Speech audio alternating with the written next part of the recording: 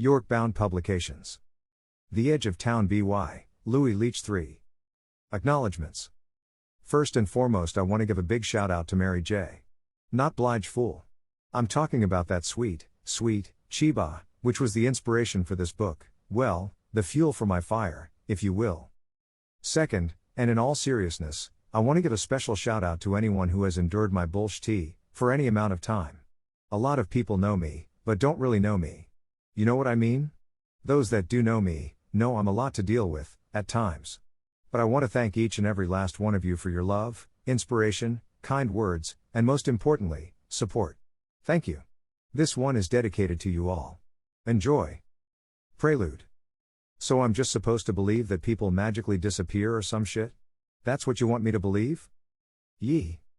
Before I could even get the words out of my mouth, I could feel Lieutenant Cocksucker's hand swiftly going across my face.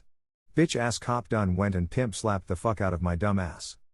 Take these motherfucking cuffs off and try that shit, pussy. I yelled at the top of my lungs.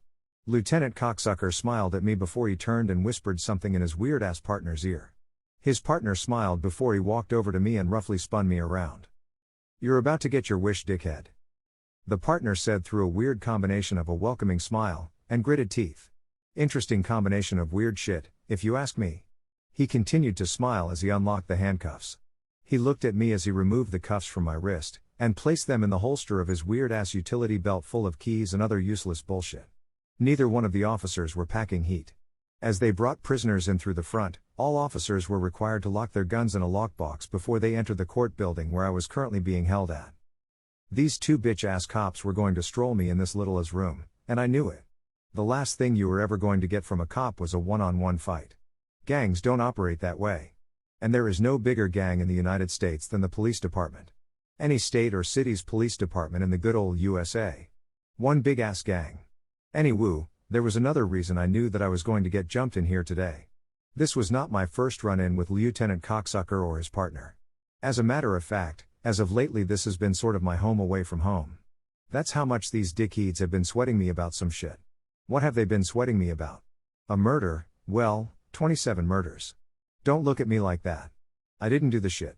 I'm not even sure that the animal or whatever the fuck it was, that took 27 people up out of here over this past weekend, is even human.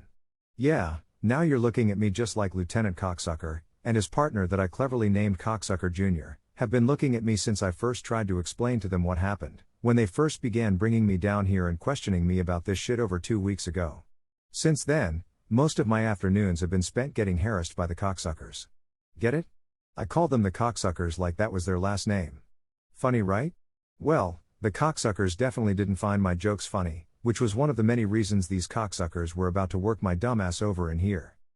Yep, these two Westmoreland, PA police officers were real pieces of shit. What the fuck am I doing in Westmoreland, PA, you ask? Being a motherfucking boss. Psych, nah, but, for real though. Believe it or not, I am the owner of an entire town. Right here in these United States. Hell, right here in Pennsylvania. Imagine that shit. I own a fucking town. How does a person own an entire town, you ask? The same way you own anything else in this country, jackass. Buy the shit.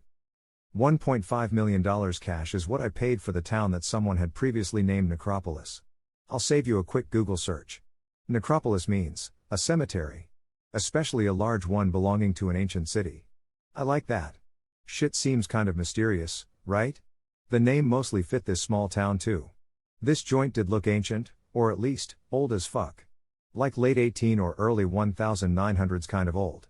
Check out some of the features of my little town. A 75-acre village, with 19 single-family homes, a strip mall with room for at least 8 average-sized stores or small businesses, an elementary schoolhouse that was built in 1914. There's also some farmland that came with the town, but the feature that sold me was the fact that the village sat along the Youghiogheny River. The town is about 30 miles south of Pittsburgh. Way deeper into Pennsylvania than I've ever been, or ever wanted to be. Feel me? No you don't, dickhead.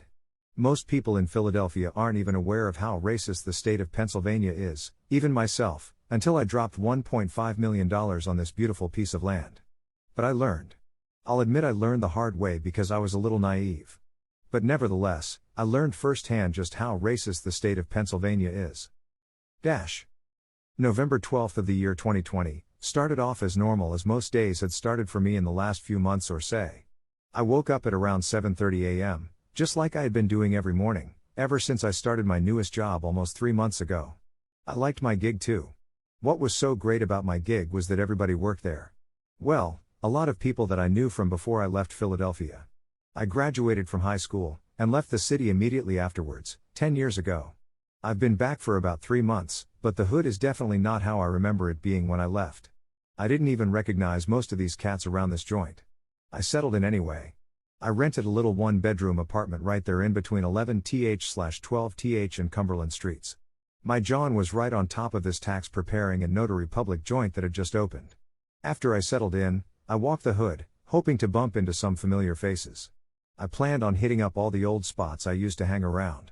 My first stop, the 49er Bar.